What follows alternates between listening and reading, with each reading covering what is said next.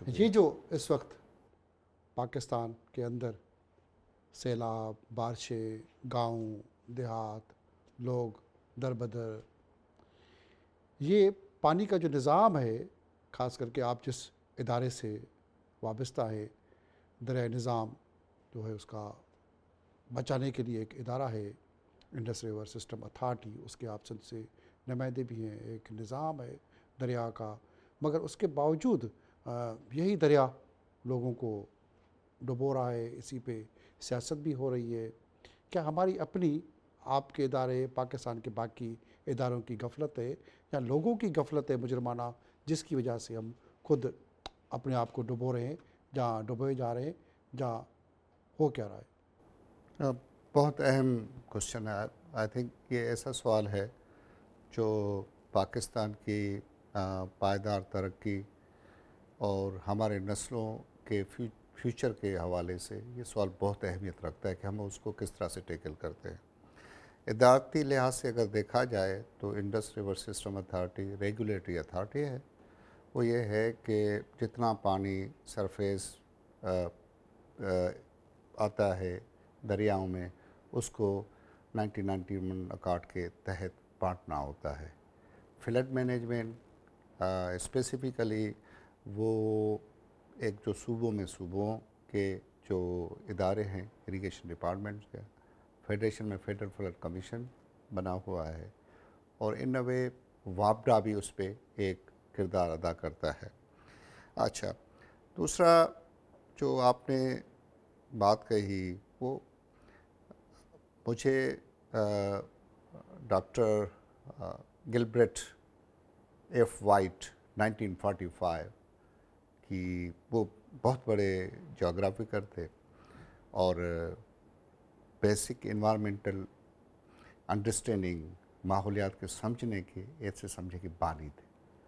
انہوں نے 1945 میں وہ ان کا ایک پوسٹ ڈاکٹورل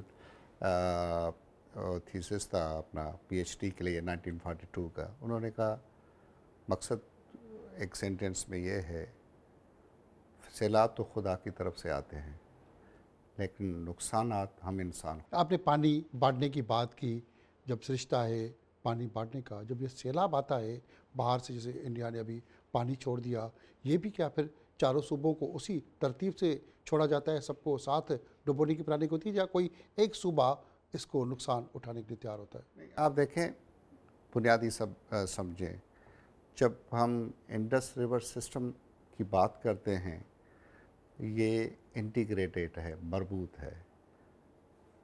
5 دریا پنجاب کے، دریائے سندھو، پھر دریائے کابل، یہ سسٹم جڑے ہوئے ہیں۔ ہم نے اب جب یہ 1947 سے پہلے یہ سسٹم جڑا ہوا تھا، اس سے 50 سال، 100 سال، 5000 سال پہلے بھی یہ سسٹم جڑا ہوا تھا۔ تو دریا جو ملکوں کی باؤنڈریز سے باؤنڈ نہیں ہوتے، وہ کنیکٹیڈ ہیں۔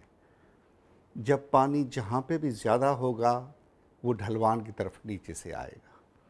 دوسری یہ کنڈیشن ہے کہ جب جتنے ہمیں اب انگریز بہادر نے ایک سسٹم بیراجز کا بنا کے دیا، مگر ہم اسی انگریزوں کی جو سسٹم ہے، نہ تو اس کی ہم صفائی کرتے ہیں، نہ اس کے کنارے بند کرتے ہیں، اس کے لیے اربوں روپے کی بجٹ بھی ہوتی ہے، مگر کیا وہ ہڑپ ہو جاتی ہے؟ ہوتا کیا ہے کہ ہم اس نظام پہ، انگریزوں کے سسٹم پہ چل رہے ہیں، نیا نظام کیوں نہیں بنا سکتے؟ جب انگریز یہاں پہ نہیں آیا تھا، اس سے پہلے یہاں پہ جو کیا تھا؟ نظام تھا وہ کیسے چلا جاتا تھا؟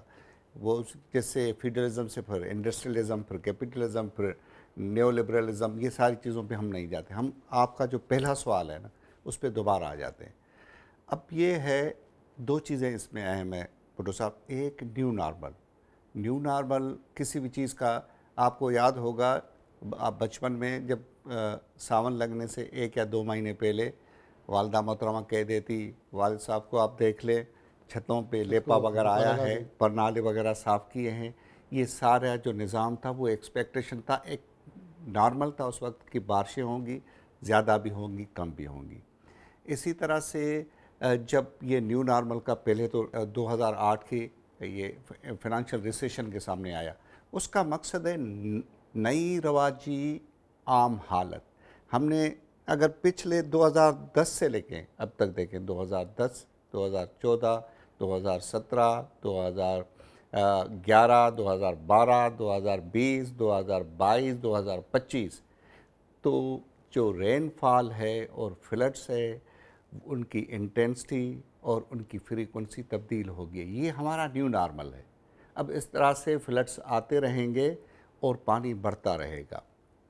हम जो ये अब कह रहे हैं कि भाई पानी डुबो रहा है, फ्लड प्लेन, दरिया का अपना पेट अगर कहीं पे समझें 6 माइल था, उसको हमने 1 माइल कर दिया। उस एक मेल करने की वजह भी दरिया के किनारे कच्चे की जो आबादियाँ हैं, लोगों को आबाद करने पे हमें जो मालूम है कि ये आबाद जो करे लोगों को तो यही नुकसान करेगा। तो फिर ये हम सरकार सिस्टम कच्चे पे लोगों को आबाद करके उनके गांव देहात बना के इसको सिकुड़ते हुए एक दरिया को नदी में क्यों तब्दील करते जा रहे हैं। अच्छा, ये है, हमने दरियाओं को कैनाल्स में तब्दील कैनाल कर में दिए। तब्दील कर दिया। अब अर्ज़ ये है कि ये यानी जितना आप फ्लड प्लेन को सुकेड़ेंगे उतना आपके पास फ्लड ज़्यादा आएगा। बैराजेस, एक बैराज की जितनी कैपेसिटी होगी वो नीचे पानी छोड़ेगी। अब देखें, दूसरा ये है कि इंडिया ने पानी छोड़ा और डैम की डिबेट जो चल रही है, इंडिया ने पानी छोड़ा लेकिन इंडिया के अपने डैम्स भर गए थे और ढलवान पे पानी नीचे आना था। बस एक उनकी बहुत बड़ी कोताही है, जिसको हम फंडामेंटल, उन्होंने एक जो एरोगेंस दिखाई थी इंडस वाटर ट्रीटी को अबेंस में डाल के, और उसके तहत इंडस कमीशन बने हुए हैं, दोनों ममालिक तबादला करते हैं इंफॉर्मेशंस का। अभी उन्होंने तबादला किया इंफॉर्मेशन का, लेकिन डिप्लोमेटिक चैनल से, उससे नहीं सिस्टम किया, से नहीं दिया। सिस्टम से नहीं किया। अब देखें, मैं जो अर्ज़ कर रहा था कि बेसिन को दुश्मन हो या दोस्त हो, आपका जो जिसमें ट्रांसबाउंड्री आपकी रिवर जा रही, सबसे बात करना पड़ेगी। अब हिमाचल प्रदेश, जम्मू और इंडियन पंजाब में भी इससे ज़्यादा तबाही हुई है। इसका मकसद क्या है? जब तबाही वहाँ पे भी हुई है, हमारे भी यहाँ हुई है, तो क्या करना चाहिए? समझ बैठ के, जंगें भी होती हैं, हम अपना वो चीज़ जो मौक़िफ़ है वो भी रखेंगे, लेकिन बेसिन को इस न्यू नॉर्मल के हवाले से नए तरीके से सोचना होगा, अपने लोगों को बचाना होगा। फ्लड प्लेन्स पे हमने जो इंक्रोचमेंट की है, गुज्जो नाला यहाँ देखें कराची का 100 फुट से 15 फुट हो गया। नाला लई आप देखें कहाँ का, पिंडी का, वो उसको हमने कम कर दिया। चाइना कटिंग कर ली, घर हाँ, बना लिए, आबादियाँ बन गई। हाँ, और जब हमने इंडिया को 1960 में 3 दरिया लिख के दे दिए, रावी हमने लिख के दे दिया। किसने लिख के दिया? सर कसूर किसका है?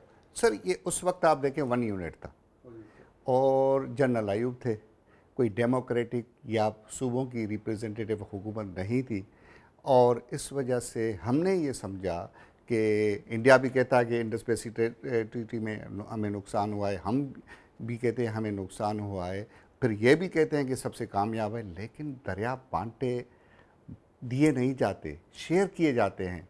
उससे क्या हुआ? अब जब रावी में हमने ये समझा कि रावी से तो हमने पानी उनको दे दिया, उन्होंने अपने डैम्स बना लिए, लेकिन ये भी लिखा हुआ है कि जब भी फ्लड का पानी आएगा हम नीचे छोड़ेंगे।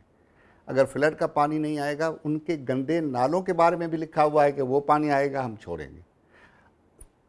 जो रियल एस्टेट डेवलपमेंट है भुट्टो साहब, आपकी नब्ज़ पे हाथ होता है इन चीज़ों पे। आप देखेंगे कि पिछले 3 दहाइयों में रियल एस्टेट ने बड़ा बूस्ट किया है, उसमें बड़ा पैसा है, और इस वजह से ज़मीन, पैसे की खातिर ज़मीन की, दरिया की, हाँ, वो ज़मीन दे के हमारी ज़बान लड़क जाती है। तो हमें अब it is not too late, अपने नस्लों के लिए हमें सोचना पड़ेगा। दरिया का जो प्लेन है उसको ओपन करना पड़ेगा, खोलना पड़ेगा, जिससे पानी को रास्ता देना पड़ेगा। पानी के रास्ते